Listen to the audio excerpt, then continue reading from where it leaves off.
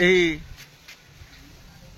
श्री सिद्ध साधु महापुरुष श्री श्री राजीव लोचन दासंकर पीठ ये राजीव लोचन दासंक विषय वस्तु आम पूर्व भिडियो रे आपण माने जानिथिले।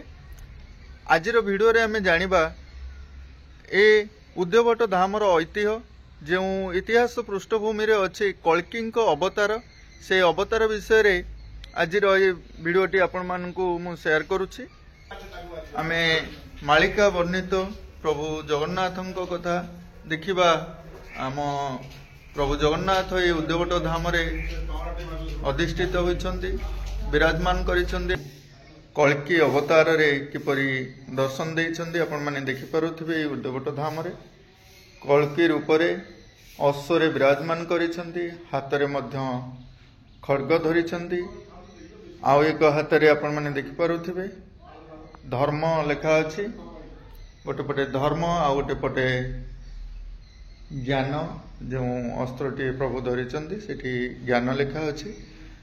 ए विषय आमे किछि शिक्षाविद मानक पाखरु जानिबा। उद्यवट धाम रे आमे आसी आज एई कल्की विषय रे बा मालिका वर्णित जो कल्की अवतार से कल्की अवतार विषय रे किछि आलोचना रखिबा। तो उद्यवट धाम विषय तो आपण मानकु पूर्व भिडियो रे किछिटा तथ्य मु रखिथिली। से विषय तो आपण माने जानिथिले। आ जो बाघ कथाटी आलोचना हेतिला राजीव लोचन दासंक विषय वस्तु थिला। आज आमे किंतु कल्की विषय वस्तु उपरे किछि भिडियो करिबा। किंतु जानिबा आमे आज ए उद्यवट धाम विषय रे मालिका वर्णित कौन अछि से विषय रे सारा हमर किछि तथ्य देबे। आसंतु जानिबा। मालिका हिसाब से बहु व्याख्या कराई। मालिका पंचसखा माने ये गोटे प्रसिद्ध स्थान बोली कलिजुग रे प्रभु स्वयं एठी अवतीर्ण करिवे। आज्ञा सर किछ लोक जानि नाहंती उद्यवटा आज्ञा ताको मालिका रे मा पंचसखा महापुरुष अच्युतानंद लिखिचंती 600 वर्ष पूर्वे। जोग माया जहि तू देखिबो उदय पवन नंदन उद्यवट ठारे उदय होइबी लिंग पश्चिम रे जान। एटा त्रिकोण भूमि रही माँ रामचंडी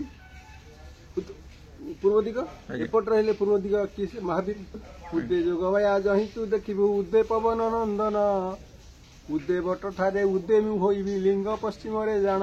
मंदिर त्रिकोण भूमि की रखिकी एटी त्रिकोण मंदिर एभली त्रिकोण मंदिर महापुरुष राजीव लोचन दासंक ये मंदिर आ कोठी पृथ्वी रे ना जोग साधना रे रहिले अच्युत। हाँ से माने एठी जोग रे बसछन्ति।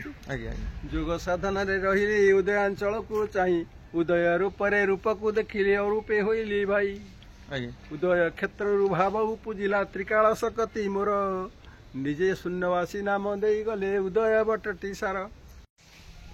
ये होचन्ति महापुरुष अच्युतानंद। महापुरुष तले सासुचंती भीषण जंगल था।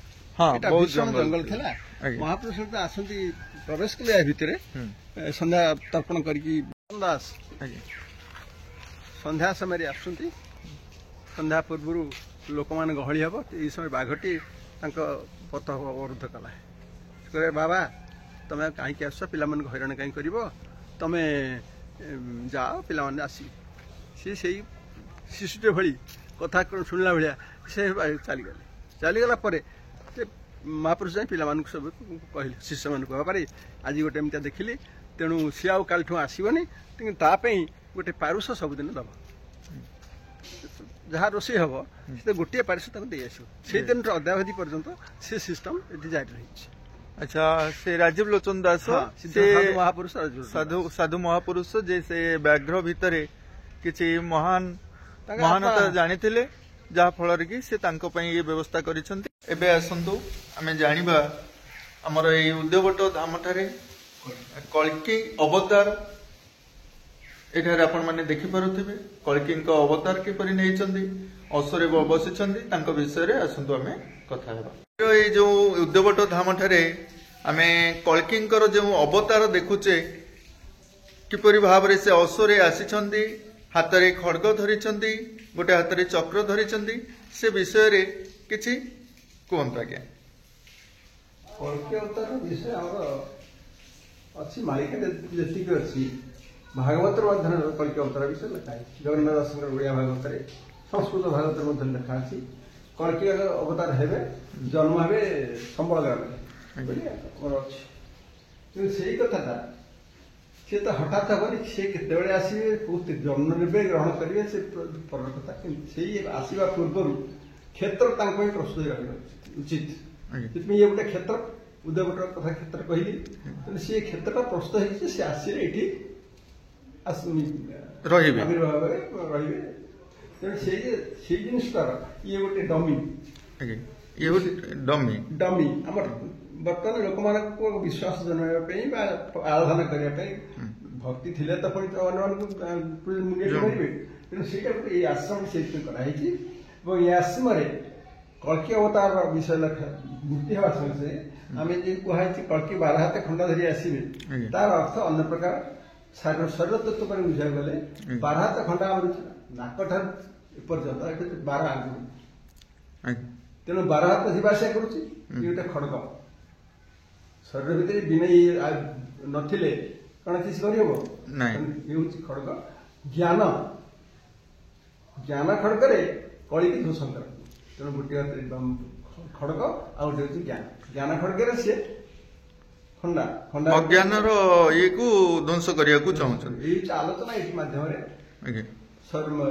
मनुष्य समाज में ज्ञान आसो ज्ञान है सब ध्वंस हो खड़गरे लेखा अच्छी ज्ञान तांको हाथ रे धरिचंती जो चक्र चक्र रे अच्छी धर्म धर्म रक्षा कर आज्ञा धर्म रक्षा कर आज्ञा आमे ज्ञान खड़गरे भीतर जो अहंकार सब अच्छी छेदन यहाँ हूँ मनुष्य ज्ञान तत्व विषय आलोचना ये आलोचना कला लोक मान धारणा आस्ते आस्ते परिवर्तन हो सत्यजुग हस्तक आसी पूर्व वर्णित किछि तथ्य रही जे रामचंद्री पीठ आम नुआ गाँव में महावीर पीठ आउ पारेश्वर पीठ ये गड़ठारे ये यू आपण मैंने देखिले बंगोपसागर बाहरी आसिले ये उद्यवट धाम होउछि त्रिकोण भूमि यह पाखरे अनेक इतिहास रही शिल्प कलकारखाना गढ़ी उठी आसतु ये विषय किसी सारांश आलोचना करिया आमर पारादीप बंदर 62 मसीह नेहरू आसी उद्घाटन कले भित्ति प्रस्तर स्थापन कले ये पारादीप शब्दटा गोटे गुरुत्वपूर्ण शब्द जिते बंदर नुआ बंदर हो पारादीप बंदर हम बोलिक पारादीप नाम गोटे बंदर हम बोलिक 600 वर्ष पूर्व महापुरुष अच्युतानंद लिखिं शिवकल्प धंदा लगी धौलीगिरी रे उद्यवट पश्चिम रे परखर ज्योति प्रकाश हुईब दीरापा बंदर ठारे दीरापा उल्टेले पारादी पट जतिकांत काटिदेले पारादीप बंदर शब्द मैंने पारादीप बंदर हम बोलिकी कौटू 600 वर्ष पूर्व महापुरुष लिखिले ये गोटे आश्चर्य जिन आमको नोस्ट्राडाम कौन लिखिं बड़ ये आहरी बड़ नोस्ट्राडाम से पंचसखा मान गभीर ज्ञान पंचसखा भी अच्युत अनंत जशवंत बलराम जगन्नाथ दास महापुरुष अच्युतानंद ग्रंथ प्रथम ग्रंथ हूँ हरिवंश 7 खंड 7 खंड हरिवंश लिखिं या तो बहुत पारादीप विषय अच्छी किंतु जगन्नाथ दास भागवत लिखि ओडिया से जगन्नाथ दास पंचसखर जड़े से जगन्नाथ दास परजन्म महापुरुष राजलोचन दास उदय स्कंदर से प्रकाश करते राजलोचन दास परजन्म 13 जन्म हम समस्त पंचसखा 13 जन्म हम सी पुणी एकाठी हे सत्यजुग आसो ये इत्यादि से जो महापुरुष जगन्नाथ दास लिखि भागवत सी लिखि 342 अध्याय आउ 18 अध्याय 360 हम वर्षक 360 प्रति वर्ष मसे गोटे लेखा यदि अध्याय पढ़ा जाए ताहले संपूर्ण हम से 18 अध्याय बाकी थिला से 18टा ये महापुरुष राजलोचन दास उदय स्कंद भागवत रचना कले पूरी रचना करते ये आसिक प्रकाश कले तेणु ये हूँ उदयभट्ट महापुरुष राजलोचन दास होती सिद्ध साधु महापुरुष साधु शब्द लगी सिद्ध साधु मालिकार मध्य से अच्छी सिद्ध साधु बोली ये बहुत जिनस अच्छी तेणु तांकर ये मंदिर त्रिकोण मंदिर ଆପଣ ଦେଖୁଥିବେ ବର୍ତ୍ତମାନ ତ୍ରିକୋଣ ମନ୍ଦିର ଇଏ ହେଉଛି ସେ ମନ୍ଦିର। ତ୍ରିକୋଣ ମନ୍ଦିରର ଉଦ୍ଦେଶ୍ୟ କ'ଣ ବା ଲକ୍ଷ୍ୟ କ'ଣ ବା କାରଣ କ'ଣ? ସେ ଆଧ୍ୟାତ୍ମିକ କଥା, ଶରୀର ତତ୍ତ୍ୱ। ତେଣୁ ସେ ହେଉଛି ତିନୋଟି ଜିନିଷ ଅ ଉ ମ, ଏଇ ତିନୋଟି ଅକ୍ଷର ହେଉଛି ତ୍ରିକୋଣ ମନ୍ଦିର। ଆଉ ଆମେ ଯଦି ଚେକା ମାରି ବସୁଛେ, ଆମ ଯେଉଁ ସ୍ଥାନରେ ବସୁଛେ ସେ ଗୋଟେ ତ୍ରିକୋଣ ସୃଷ୍ଟି କରୁଛି ନା ନାଇଁ? ତେଣୁ ଧ୍ୟାନରେ ସେ ବସିଛନ୍ତି, ତ୍ରିକୋଣରେ ବସିଛନ୍ତି। ଏ ହେଉଛି ତତ୍ତ୍ୱ। ତ୍ରିକୋଣ ମନ୍ଦିରରେ ଏ ହେଉଛି ତତ୍ତ୍ୱ। ଧ୍ୟାନରେ ବସିଲା ମାନେ ଆମର ତିନୋଟି କୋଣ ସୃଷ୍ଟି ହେଉଛି, ସେ ତ୍ରିଭୁଜ। ଅତଏବ ସେ ଧ୍ୟାନରେ ବସିଛନ୍ତି ସେ ତ୍ରିଭୁଜ ଆକାର। ମହାପୁରୁଷ ଯିଏ ହଉ ନା କାହିଁକି ସେ ତ୍ରିକୋଣ ଭୂମିରେ ବସି ସମସ୍ତେ ତ୍ରିକୋଣ ବସନ୍ତି। ତେଣୁ ଏହା ହିଁ ତାର ପ୍ରମାଣ। ଯାହା ହେଉ ଆଜି ଏଇ ଉଦ୍ୟବଟ ଧାମ, ଏଇ ଉଦ୍ୟବଟ ଧାମରେ ପୂର୍ବରୁ ଆମେ ଏକ ଭିଡ଼ିଓ ସେୟାର କରିଥିଲୁ, ଆପଣମାନେ ଦେଖିଥିବେ। ଇଏ ଆମ ପାଖରେ ଯେଉଁ ବାବା ଆଜି ଏଠାରେ ଅଛନ୍ତି କିଛି ତଥ୍ୟ ମଧ୍ୟ ଆଜି ଦେବେ। ଠିକ ସତ, ସେଟା ହଉଛି କଣ ବାହ୍ୟ ମତ, ତା ପ୍ରାକୃତ ମତ ନା ଆମ ଆଶାଟା ହଉଛି ତ୍ରିକୋଣ। ଭାଇ ବୋଉ ଚଳାଇ ବାମରେ, ଭାବେ ଦେଢ଼ସୁର ଦକ୍ଷିଣରେ, ଭାବେ ପ୍ରୀତିକର, ଭଜନ ଯିବା ଆସିବା ନିରନ୍ତର। ସେ ଭଜନ ହିସାବରେ ଯିବ ସେ ଚାଲିଛି। ଇଏ ହଉଛି ଆଧ୍ୟାତ୍ମିକ, ଇଏ ହଉଛି ପ୍ରାକୃତିକ ବା ସଂସାର ଚଳନ ହିସାବରେ ତିନିଟା କୋଣ ହେଲା। ବେଦୀଟାରେ ତିନି କୋଣ হয়। ବେଦୀରେ ଆମେ ଚାରିକୋଣିଆ କରିବା ବ୍ୟବହାର କରୁଥାଏ, ଚାରିକୋଣ ନୁହଁ, ତ୍ରିକୋଣ। ମାନେ ସତ୍ୟକଳିରେ ପ୍ରକାଶ ହେଇଛି। ରାଜ୍ୟଲୋଚନ ଲେଖିଛନ୍ତି, ସତ୍ୟକଳିରେ ସିଏ ଲେଖିଛନ୍ତି।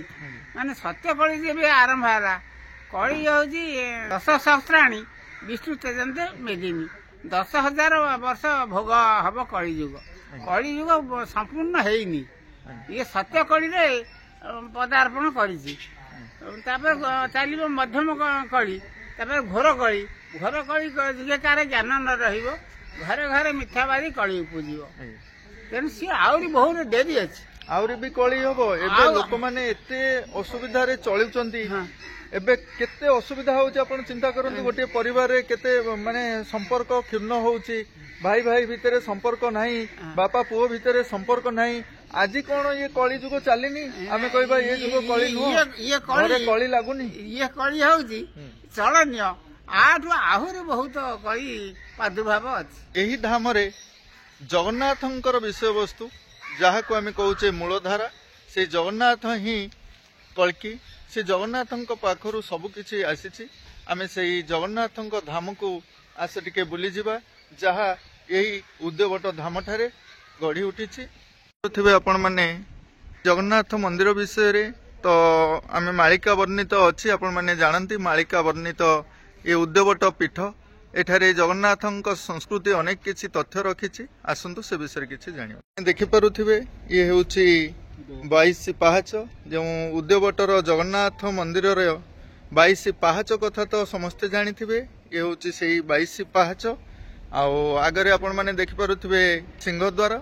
ସିଂହଦ୍ୱାର ପରେ ଆପଣମାନେ 22 ପାହାଚ ଦେଇ ଆପଣମାନେ ଆସି ପହଞ୍ଚିବେ ଏଇ ଜଗନ୍ନାଥ ମନ୍ଦିର ଠାରେ। ଉଦୟବଟରେ ମହାପୁରୁଷ ରାଜଲୋଚନ ସନ୍ଥଙ୍କର ସମାଧିପୀଠ, କଳ୍କି ମୂର୍ତ୍ତି ଦେଖିଲେ, କଳ୍କି ଆଶ୍ରମ, ଏବଂ ଇଏ ହେଉଛି ଜଗନ୍ନାଥ ମନ୍ଦିର। এই ଜଗନ୍ନାଥ ମନ୍ଦିରର ପରିକଳ୍ପନା 80 ମସିହାରେ ଯାଜପୁର ଉଦୟପୁର ମଠର ବାବାଜୀ ବୈଷ୍ଣବ ଦାସଙ୍କୁ ସ୍ୱପ୍ନ ହେଲା ଯେ ତମେ ଦାରୁ କାଟି ତିନୋଟି ମୂର୍ତ୍ତି କରିକି ଜଗନ୍ନାଥ ବଳଭଦ୍ର ସୁଭଦ୍ରାଙ୍କୁ ଉଦୟବଟରେ ଦେଇ ଆସେ।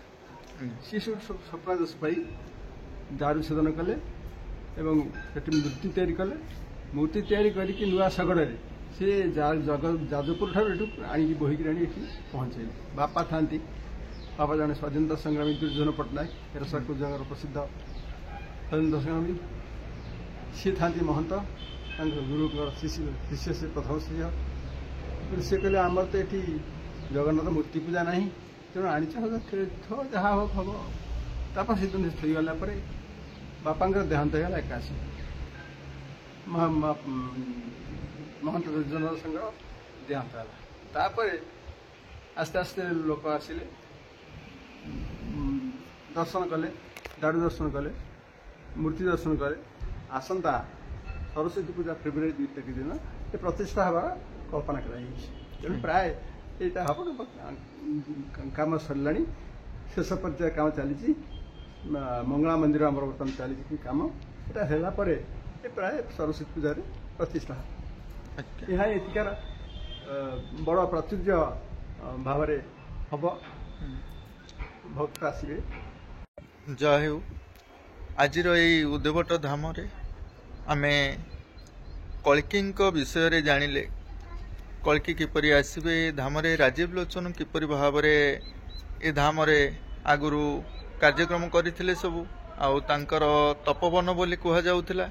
ଏଇ କଥା ଗୁଡ଼ିକ ବିଷୟରେ ଆମେ ଅନେକ ଆଲୋଚନା ରଖିଥିଲେ। ଆଉ ବର୍ତ୍ତମାନ ଆମେ ଏଇ ମାଳିକା ବର୍ଣ୍ଣିତ ଉଦୟବଟ ଧାମ ଠାରେ କଳ୍କୀ ନେବେ କେବେ ଅବତାର ସେ ବିଷୟରେ କିଛିଟା ଜାଣିବା। ଆସନ୍ତୁ। ଗୋଟେ କଲେ ଏଟା ଗୋଟେ ମାଳିକାର ପ୍ରଶ୍ନ। ସମସ୍ତଙ୍କର ସନ୍ଦେହ ଯେ ପଞ୍ଚସଖା ମାନେ କହିଛନ୍ତି ଯେ ପ୍ରଭୁ ଆସିବେ କଳ୍କୀ ଅବତାରରେ ଆସିବେ, ଯେ କେବେ ଆସିବେ ଇଏ ଗୋଟେ ପ୍ରଶ୍ନ ସମାଧାନ ହେଇପାରିବନି। କାହିଁକି ନା ସମୟର ନିର୍ଦ୍ଦିଷ୍ଟ ସମୟ କେଉଁଠାରେ, କୌଣସି ମହାପୁରୁଷ ନିର୍ଦ୍ଦିଷ୍ଟ ତାରିଖ ବର୍ଷ କିଛି ଉଲ୍ଲେଖ କରିନାହିଁ। ଯଦିଓ କରିଛନ୍ତି ତାକୁ ମିଶାଇଲା ବେଳକୁ ଆମେ ଜାଣୁଛୁ ଯେ ଏଇଟା ତ ଠିକ୍ ହେଇକି ଚାଲିଗଲାଣି ସମୟ, ଆସିଲେ କୁଆଡ଼େ।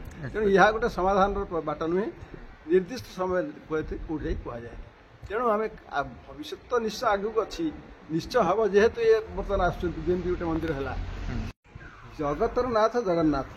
ଆମେ ଯଦି ମୂଳ ତତ୍ତ୍ୱକୁ ଯିବା, ଏଇ ଶବ୍ଦଟିକୁ ଜଗନ୍ନାଥ ଶବ୍ଦଟି ବ୍ୟାଖ୍ୟା କରିବା, ଜଗତ ନାଥ, ଜଗତ ଯିଏ ଗତାଗତ କରନ୍ତି, ତାର ନାଥ ଯିଏ ଶୂନ୍ୟ ପୁରୁଷ। ଏ ହେଉଛି ଶବ୍ଦର ମାଳିକା ଇଏ ତତ୍ତ୍ୱ, ଗୂଢ଼ ତତ୍ତ୍ୱ। ଜଗତ ନାଥ, ଜଗତ ନାଥ ହେଇକି ଯିଏ ଚଳଉଛନ୍ତି।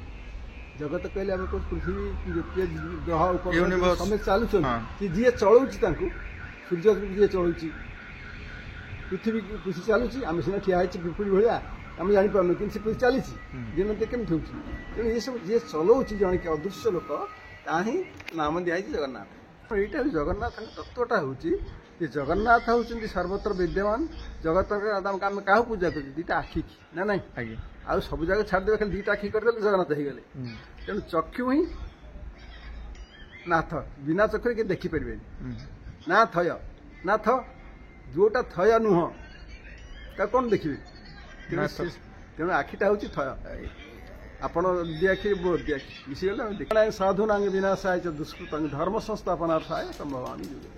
ତେଣୁ ଧର୍ମ ସଂସ୍ଥାପନ କରିବାକୁ ସେତିକି ବେଳେ ଅବତୀର୍ଣ୍ଣ ହୁଏ। ଏଇ କଳିଯୁଗରେ ବର୍ତ୍ତମାନ ଯେତେ ଅଧର୍ମ ହେଇଗଲାଣି, ଆଉ ଗୋଟିଏ କାହାକୁ ଧର୍ମ ବୋଲି କାହାକୁ କୁହାଯିବନି। ଆମେ ଖାଲି ମିଛରେ ଫୁଲ ତୋଳିକି ରାତିରେ ଫୁଲ ଚୋରି କରିକିରି ଆଣି ଠାକୁରକୁ ଦେଉଛୁ। ଏଇଥିରୁ ଆପଣ ଧର୍ମ ଜାଣିଥିବେ। ତେଣୁ ସେଇ ଦୃଷ୍ଟିରୁ ଜ୍ଞାନ ଖଡ଼୍ଗରେ ଯେତେବେଳେ ଜ୍ଞାନୀ ମାନେ ଆସିବେ, ଅର୍ଥାତ୍ ପରମବ୍ରହ୍ମକୁ ଜାଣିବା ଗୁରୁ ଗୌରବ ଆସିବ, ଗୁରୁ ହିଁ ସ୍ୱୟଂ ଅବତୀର୍ଣ୍ଣ ହେବେ ସଦ୍ଗୁରୁ ଭାବରେ, ସେତେବେଳେ ଯାଇ ଜ୍ଞାନ ଆସିବ।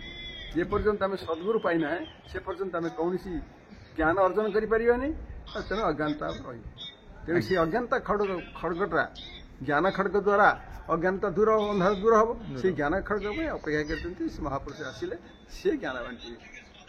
ଆମ ଭାଗବତ ଗାଦିରେ ପୋଥି ଥୁଆ ହେଇଛି, ଆମେ ଖଣ୍ଡେ ବହି କିଣି ଆଣୁଛୁ, କିନ୍ତୁ ଟିକେ ଓଲଟେଇ ଦେଲେ ସେ ଦଉଛୁ। ଜ୍ଞାନ କୋଉଠି? ଯେତେବେଳେ ଆମେ ଯଦି ଚେଷ୍ଟା ନ କରିବା ଜ୍ଞାନ ଅର୍ଜନ କରିବା ପାଇଁ, ଜ୍ଞାନ ଅର୍ଜନ କରିବା ପାଇଁ ଯାହା ଦରକାର ଧୈର୍ଯ୍ୟ, ସ୍ଥାନ, ଆଉ କହନ୍ତିନି ଆରେ ବୁଝିବୁ ନା ଶୁଣିବୁ? ଶୁଣିଲୁ ଏକାନରେ ପଶି ସେକାନରେ ବାହାରିଯିବ। କିନ୍ତୁ ବୁଝିବା କଥା ହେଲେ ବସିବ, ତତ୍ତ୍ୱ ବୁଝିବ, ସେ ଯାହା ଗ୍ରହଣ କରିବ ଏବଂ କାର୍ଯ୍ୟରେ ପରିଣତ କରିବ, ତାକୁ ଯଦି ବୁଝା। ତେଣୁ ସେ ବୁଝିବା ପାଇଁ ଏ ଯେ ଆଶ୍ରମ ମାନ ସବୁ ହେଇଥାଏ, ଏଠି ତତ୍ତ୍ୱାଶ୍ରମଟା ସେଇଥିପାଇଁ ହେଇଛି।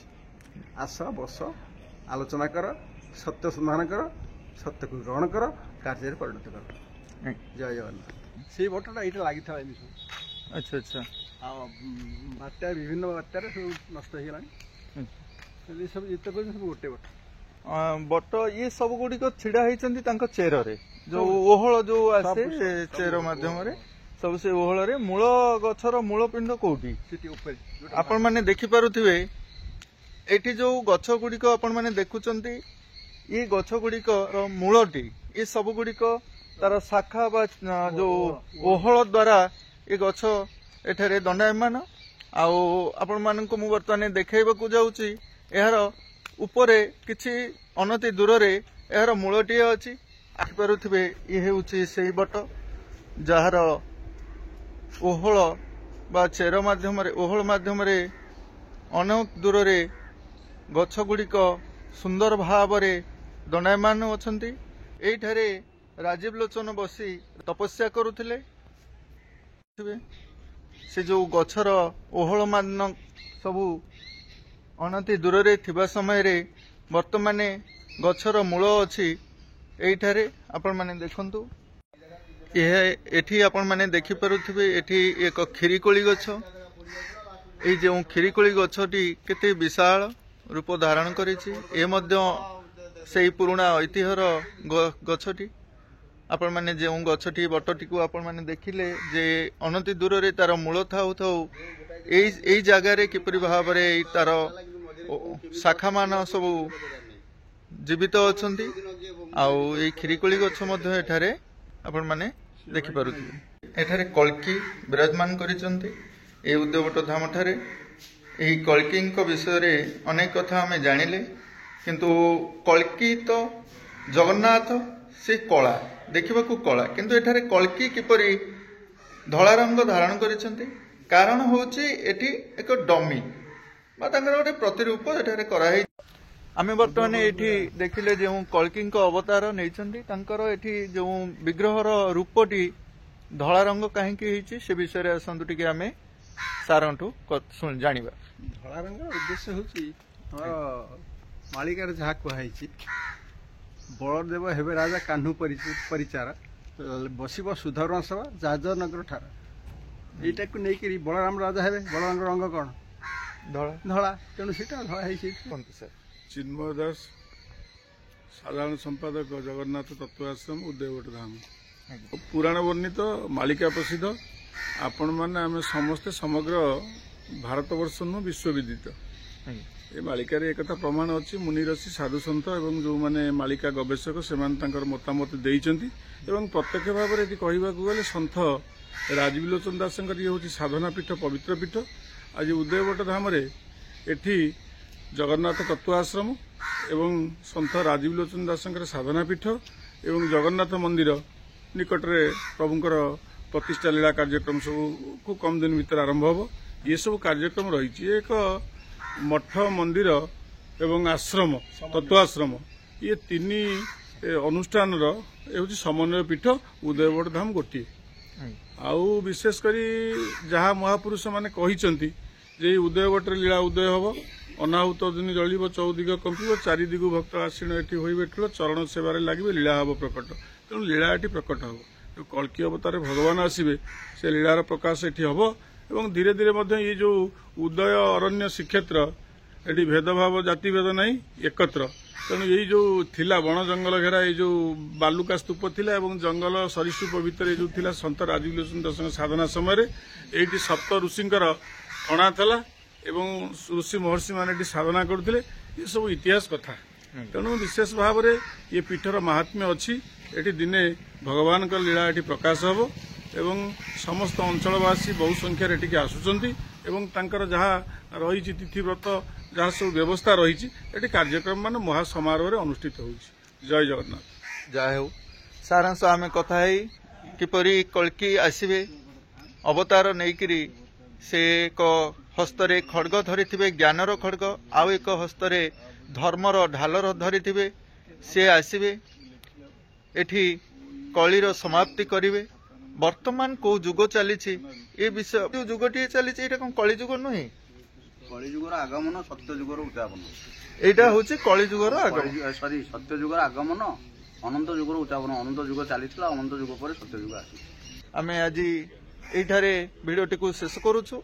आगो को अनेक विजुअल आपण माननकु ए विषय रे ए मालिका वर्णित विषय वस्तु पर आमे माने रखिबो रखु रहउछु। आगे अनेक अनेक धन्यवाद।